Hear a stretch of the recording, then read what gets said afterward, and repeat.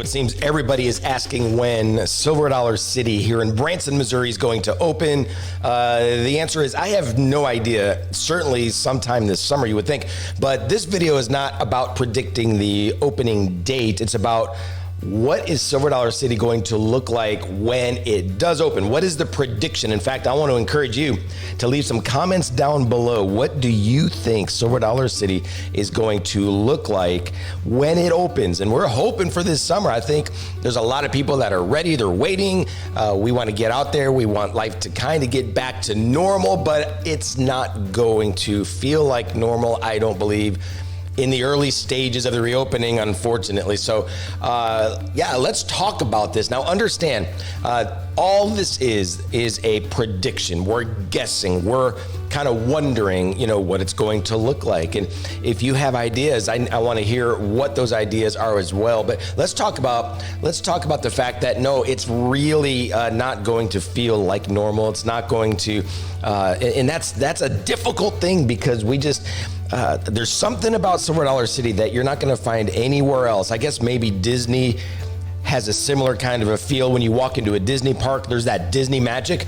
When you walk into Silver Dollar City, there's just something about it. You really are transported not only back in time like the 1880s, but you're transported back in time in terms of your own memories. And people even talk about the smells. There's a Silver Dollar City smell, and no one can kind of figure out what that is. Some people say it's kind of like the smell of asphalt, as strange as that is, and in the heat of the summer sun. But there really is a nostalgic, special vibe about Silver Dollar City. And when it opens back up, everybody just wants it to be like it was for the last decades, but it's not going to be. It really is going to be significantly different. Let's start by talking about capacity. So, you can think about capacity in terms of the entire property.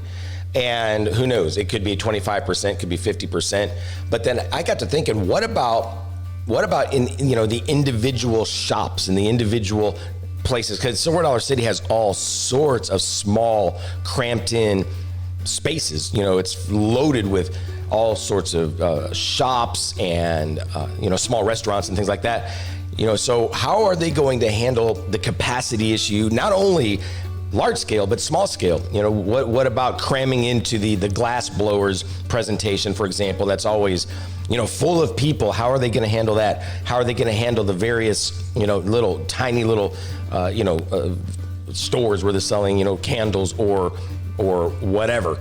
How are they going to handle that? So I don't know. I think the capacity issue is a big one. Even think about this. Think about when you are leaving the park, right?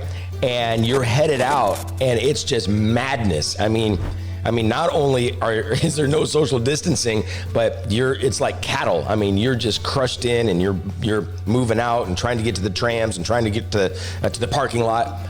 Not sure how they're going to handle that. It's going to be very, very interesting to see what that looks like. Part of me wonders, is Silver Dollar City going to wait a little bit longer than some of these other parks? For example, Six Flags is opening back up. Frontier City in Oklahoma City is opening back up. Universal Studios, Disney's not far behind, I think. That's a guess, but based on some of the chatter out there. And so will Silver Dollar City possibly wait a little bit longer to where some of the restrictions might fall away? Is that a possibility? Maybe. It might not be a bad idea. As bad as we want it to open, might not be a terrible idea. But so the first thing that we need to consider is capacity. Will there be reservations? Will they require, in terms of capacity, so so people can plan their vacations and they're cruising into town? Man, it's been closed for so long, and the last thing you want is to show up at the park and to see a sea of people and lines, and then an announcement that Silver Dollar City has reached capacity at 25% or 50% or whatever it is. So is it possible that they may require reservations? From what I understand, Universal Studios is not doing reservations, to the shock of many people. And I believe, correct me if I'm wrong, but I believe Shanghai Disney is requiring reservations. So that's something to think about too. Hey, what about masks? Now this is a contentious issue all over the nation. And I think the more you get, the further south you get, I think it might even be more contentious. You've got this divide of people that are full-blown masks, and anyone who doesn't wear a mask, they have issues with them. And then you got the people that are anti-mask, and there's no way that they're going to wear a mask. And I've been kind of jumping in and out of some of the groups on Facebook where this conversation has come up, the masks and Silver Dollar City. And there are many people in these groups, many that are saying if masks are required, they will not go to Silver Dollar City. Lots of folks are saying that. And then the other side, they're saying, well, great, keep you out and we'll all be safer. And so it's an interesting little conversation, to say the least, to see how people are responding to this. But it's an interesting question. Are people going to be required to wear masks? At Six Flags, they are requiring it for guests over the age of 2. I don't know how they're going to do that. I can't imagine a 3-year-old keeping a mask on. I just can't imagine that. Can anybody, you get a picture of that in your brain, and it's 105 degrees outside and sweat's pouring out, and they've got this mask, and they're trying, and not only kids but adults, and you're fidgeting with it, and you've got sweat in your eyes, and you're trying to get it out of your eyes, and now you've got all this stuff going on with this mask, and it turns into this dirty mess, and it's falling off your face, and kids are crying and freaking out, and people are nervous. They're a little uptight because, oh no, are we going to be caught by the mask police, if we don't have the mask on? And how's staff gonna handle that? And it's an awkward situation. So I'm not seeing, in terms of the function, or that's not the right word, in terms of the way it plays out, I'm not seeing a lot of positives. I see a lot of cranky people. I see staff that are put into awkward positions as security folks, maybe forcing people to put on masks. I see it. We've already seen in the real world, there was a Target a blow up where people were just verbally attacking this lady who wasn't wearing a mask. And wow, I don't know. Your guess is as good as mine how this is going to play out. I pray Silver Dollar City just has the wisdom, and I think they will have the wisdom to handle it rightly. I think there's a right way to do it. I'm not pretending to know what that right way is, but it's a sensitive issue, this issue of masks. Now, Six Flags, they are making some exceptions for those who have disabilities or health concerns, or there's religious restrictions, or other circumstances that would prevent them from wearing masks. And that's what Six Flags is saying. So then how does that work? Someone's not wearing a mask, and then someone approaches them and they're like, why aren't you wearing a mask? And I like the HEPA laws. I don't think you can ask people about it. I don't know that you can. Why are you not wearing a mask? Well, because it's because of health reasons. And I don't think you're allowed to ask that, or religious reasons. I don't think so. And I don't know. What do you guys think? Do you guys have ideas about how this might play out? Could be interesting. Well, of course, we can watch it at Frontier City. They might already be open, or no, they're opening June 5th. They're opening June 5th. I'm just reading right here in this article. And so they're opening June 5th. And so it'll be interesting to watch that play out there. All right, let's continue on to some more changes. Thermal imaging. This is something that Six Flags is doing. Will we have to go through a thermal imager, which takes your temperature? And if you have a temperature of, I think the standard nowadays is 100.4 degrees. If that's your temperature or higher, then you can't come into the park, you or your family, or you or your group, you can't come in. Is that something that Silver Dollar City would have? I would doubt it. Again, I'm making some predictions here. Oh, I guess I should make a prediction about the mask. Here's a prediction, and I could be totally wrong. I predict they won't require masks. See, the city of Branson doesn't require masks. State of Missouri doesn't require masks. Now, Six Flags, they have a park in Missouri up near St. Louis. Of course, they are requiring masks. Disney's requiring masks at Disney Springs, and I'm not sure, I can't remember what happened with Universal. I think they're requiring masks down there in Orlando. I'm going to guess. I'm going to go out on a limb, and I'm going to guess that Silver Dollar City is not going to require masks. And like I said, they might delay opening just a little bit to get beyond that awkward little time frame there. But thermal imaging, is Silver Dollar City going to do that? I would guess probably not. And I wonder how accurate that device is, especially when it's burning hot outside and people are just sweating and their body temperature's got to be increasing. I wonder if it takes that into account. I don't know. Is Silver Dollar City going to, go into the hassle of sending everyone through that? Is it going to steal away from the magic of, Silver Dollar City? Because that's something to be said. Disney World for a while, they were doing their security checks right at the gate there in Orlando. Now they've moved all of that back to where you go through security. This is just in the regular world back in the day, and so you go through security before you get on the trams or before you get on the monorails, maybe not the trams, but before you get on the monorail, before you get on the transportation that takes you to the Magic Kingdom, for example. And why? They do that to preserve the magic, because when you arrive at Disney World, they want you to feel like you're in another place. And so Silver Dollar City, are they going to do the thermal imaging or not? Is it going to steal away from the magic and from the nostalgia and that Silver Dollar City feeling? I don't know. I would guess they probably won't. Hey, let's talk about social distancing. And I talked about it a little bit with all the crowds and the capacity, but how are they going to do that? I'm thinking, for example, the trams to get into the park. And I'm going to talk about rides and shows here in a second, but how are they going to handle that? How are they going to handle the people on the trams and not, I guess they can just block off rows, and it's going to increase the time it takes to get to the park. And how are they going to handle social distancing, like I said before, in the shops and just walking through the park and some of the narrow walkways? And not sure. And that maybe they're going to just consider just passing by somebody is not going to be an issue, but they're going to try to keep people from congregating in together in a certain place. We'll see how that goes. I don't know how that's going to work. Let's look at rides. How are they going to handle rides like coasters, for example? Are they going to, let's say they require masks? Are they going to require masks on the coasters? That would be tough. Are they going to come flying off? Are they going to hit somebody behind you and take all your germs and plaster it in their face as the wind picks up? Is that going to happen? In terms of sanitizing, because those rides, you have restraints on the coasters, your handlebars sometimes, or shoulder restraints or whatever.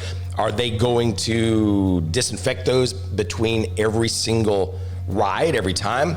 That'll be interesting to see how that works. But there's several great coasters at Silver Dollar City. How are they going to do that? I just don't know how they're going to do that. That'll be interesting. What about like the Flooded Mine? Now, I think that's going to be easier. I think that'll be one of the easiest rides to kick back into action and social distance, and they can easily block off rows or entire cars probably. And so I think that one's going to be pretty easy. Fire in the Hole, it's a coaster, but you're hanging on to that lap bar, and so you got all sorts of people grabbing onto that. I don't know. It's going to be interesting to see how they do that. They can separate, create empty rows, separate people that way. So I don't know. How are they going to handle those rides? The kids' rides, that's another one right there. I mean, kids, right? And they're going to be, they're germ factories. And really, I think all of us are germ factories in one way or another. We just live in that kind of a world, and it's just reality. And so, kids are touching their face, and they're rubbing their nose, and they're grabbing onto the bar, and so how in the world are we going to have these kids rides to where they're safe and sanitized? It'll be interesting to see that. My prediction is that all of the rides are going to open. That's my guess.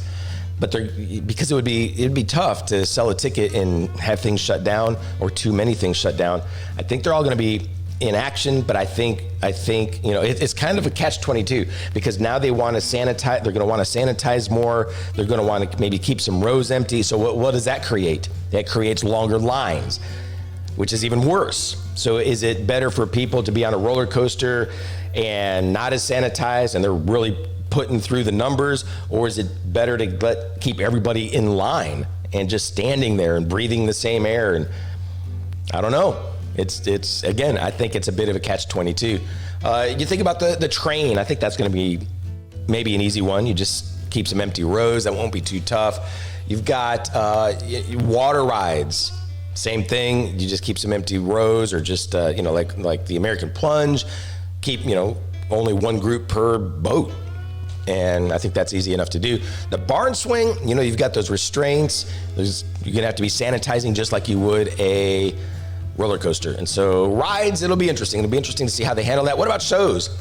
Shows is going to be the tough one, because Silver Dollar City is famous for their absolutely packed out shows, especially at Christmas time. And wow, I mean, you're waiting in line and then you're packing in. I mean, you're really packing in. So the capacity is just going to plummet, I think, unless by Christmas time. Well, I mean, there's shows going on in the summertime too, but during Christmas time specifically, maybe the restrictions are going to be gone by then. I hope so. But how are they going to handle that? How are they going to handle the shows? And what about the smaller shows? The gazebo and dockside theater and different places like that. How are they going to handle those shows, the closer in type stuff? The saloon show, they really pack you in there as well. I don't know, man. It is going to be interesting and honestly a little sad if you go into the saloon show and I guess in one way it'd be nice to have more seats available or whatever, but it'd be sad to kind of have it half empty or a quarter full. It would be kind of sad. It's going to be different. It's going to be very different, I think, for a little while there. Echo Hollow, I think, will be easy. Of course, that place is so huge you can distance easy. In fact, most of the time people are distanced anyway, just by default. And then what about the cave? I'm not sure. Not sure about Marvel Cave, because you are in tight quarters. In closed quarters, really, you are, you're in line, got a group of people, you're all together, you're walking right behind someone, down tight passageways. You're on the train to go back up, you're very tight capacity, so that maybe they'll keep the groups much smaller, keep them down to maybe 20 people or so, and just give instructions on how to stay separated. I don't know. But boy, we've got to keep the cave open, right? We've got to do that. So what do you all think? I mean, these are some of my thoughts, some of my predictions. I'm predicting the cave will be open. I'm predicting that shows will go on. I think they're going to feel a little bit different in terms of the way seating goes. I'm predicting that Silver Dollar City might wait a little bit longer to get over that next hump, to move into that next phase, to where maybe they don't have to deal with the mask issues. So that definitely is a possibility. I don't know for sure, of course. No, I don't know any of this, and none of us do. But I think it's interesting to think about that. So the cave and the shows and the rides and the experience and the restaurants, think about the restaurants. You go into the Mine restaurant, tight quarters down there. And so it's going to be interesting to see what it looks like. Everything from the trams getting into the park, to the lines, to the shops, to the restaurants, to the rides, to the shows. It's a big project that Silver Dollar City is undertaking right now behind the scenes, trying to figure all of this out. And I'm as a lover of everything Silver Dollar City, I am pulling and rooting for them and believing that everything is going to go well. But let's see. Would I rather? Here's a question. I'll leave you with this. Would I rather they open up sooner with more restrictions, including masks and all of the stuff we're talking about, or would I rather they wait maybe till July 1st, or maybe the latter part of June, and open without some of these restrictions? What would I prefer? I think I would prefer that they wait. I think so. I think it will help ensure that some of the magic is still intact, and the Silver Dollar City feel, and it's not going to feel weird and strange and different. I would almost prefer that they waited until July. Open up for 4th of July weekend and make it a big mega celebration. with limited restrictions. Of course, there'll be some restrictions still in play, but fewer is the guess. So that's kind of my take on it. What do you think?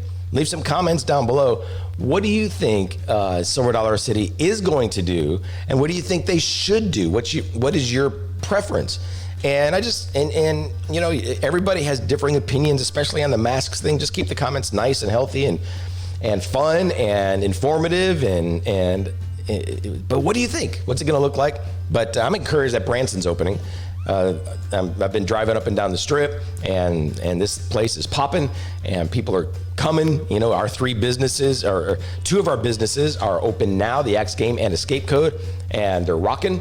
And the Saga's Mystery, our other business, is opening June 6th, and we're excited about that. And so Branson is opening, everybody. It's exciting times here in the Ozarks. But hey, let me totally end. This is for real this time by saying, I really love when people come up and say hi to me. I met someone that watches our videos. He loves our videos, and I was in Starbucks picking up a coffee, and he was there, and he said hi. I love that. I was coming out of my business the other night. Someone actually pulled up the car and got out and talked to me and said that they love the videos. And we've had lots of people come into Escape Code, just stopping in, some of them not even to play, just stopping in to say hi. And so we love that. We really do. We love that. And we want to get to the point where we can start maybe doing some lives where we can connect with you live. And hey, we would love to see, maybe you want to send us things about places you've been, postcards or bumper stickers or things like that in the mail. You can see down in the description how to do that. But yeah, let's just keep seeing this travel community develop, and I think it's going to be a lot of fun for all of us as we focus on travel, specifically Branson, Missouri, and also cruising. I'm ready to get back out on the seas again. All right, everybody, there you have it, and cannot wait to see you in Branson, Missouri very soon. Until then, safe travels, everybody. See you next time.